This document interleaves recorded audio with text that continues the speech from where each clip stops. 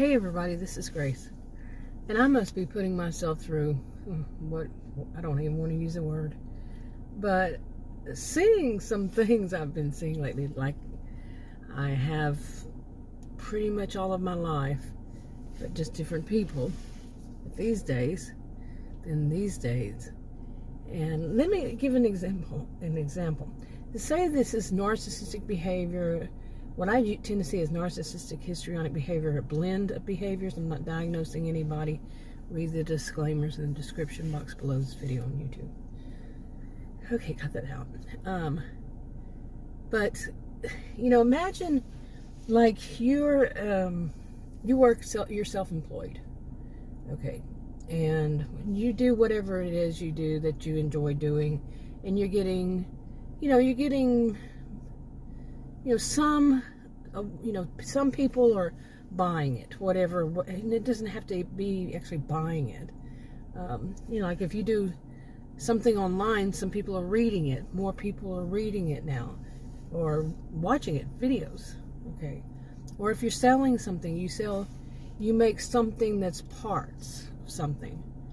Okay, imagine you're doing this, and you're making it through, you're enjoying what you're doing, and somebody comes along and steals they want to use it, and they just use it, okay, for their own. Like if you've written something, they use that as part of their own paper or book or whatever, and they give you a little bit of credit for it. But they give you credit for that part, but that part is a big part.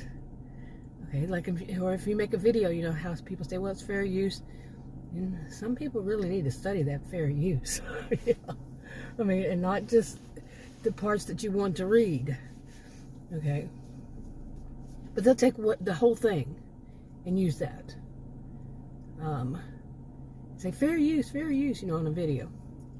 Or that you sell some part and that person wants it, and then they'll say, oh, well, yeah, they made that little bitty part. Or they treat it as though, they treat it in a way like you're working for them, when no, you're self-employed. You were doing just fine by yourself, but it's good to get noticed, because that person, the bigger person, not bigger person, but the one with more or whatever, put your name out there, but then they acted like you're their employee. You got to make this for them. You have to do this way. Then they really start telling you how much you have to do it, how this, In other words, what it all comes around to is arrogance. And it's a lot more than just arrogance, though, really. Okay, you can boil it down to arrogance, but I mean, imagine you're self-employed, and somebody out there suddenly makes you their employee and tells you how you should be that employee. They're not paying you for it, but yeah, they're helping you out. Wow. Okay, I'm still having a little difficulty getting my thoughts wrapping around the right way. Yeah.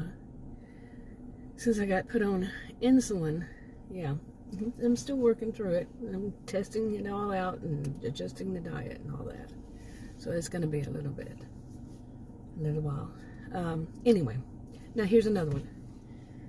Okay, let's see. Imagine that. You don't have to imagine that.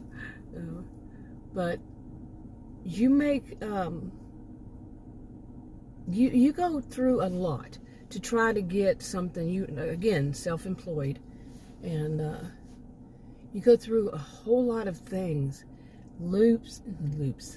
You go through hoops to get it done, and you are really working hard and diligent, and you use your brain. You actually use your brain to figure out, how do I do this? How am I going to accomplish this? And it's not something that anybody else has done. You're not copycatting anybody. And like I said, this is a lot of hard work for you. and it takes time, and it takes money, and it takes whatever it is. And finally, you get the good results. You do. You get the good results. All the vultures come flying in, that were looming around waiting for anybody to figure it out, anybody to do something. And they come swooping down. They got to get their piece, of your hard work, Now imagine, that's bad enough. That is bad enough. I have seen that those are the ones that will steal your ideas. They're the copycats. They're the ones that don't have much for brains. They can't do these things themselves.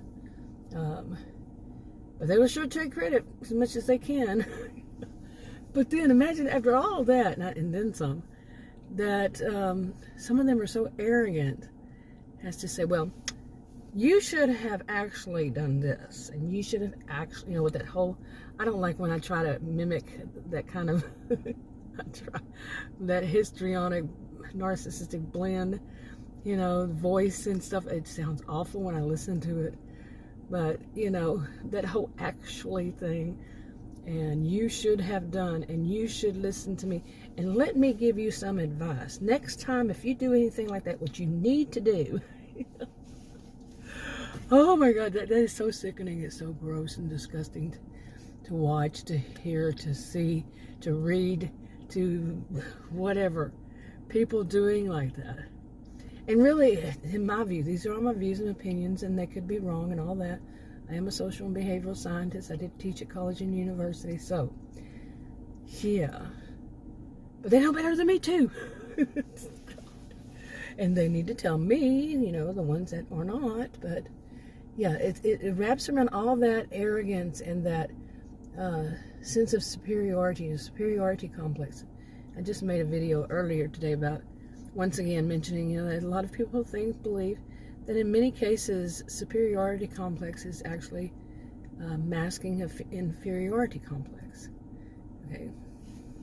But anyway, I think this kind of thing is wrapped around a lot of jealousy. Wow, well, I should have been the one that got all the glory. That kind of mentality, that the one person who actually used their brain to do it, or it may have been a team. They actually used their smarts, their intelligence, their brain. They sat there and they worked hard at it. The other ones that didn't, the vultures, they're jealous. Because they want all that. They want all that attention. But they don't want to do the work. And they don't have the brains to do it. But they still feel superior somehow. And they're going to throw it out there. Somehow, some way, they will try their hardest to show that they are still superior. That, well, you really didn't do it right. Or say she or he, really didn't do it right, but I couldn't. Now, if they would have asked me, I am the one who knows, and they come up with some BS. I'm going to listen to this, and I'm going to go, ooh, cringe. Can you imagine when I hear an actual person say it and do it?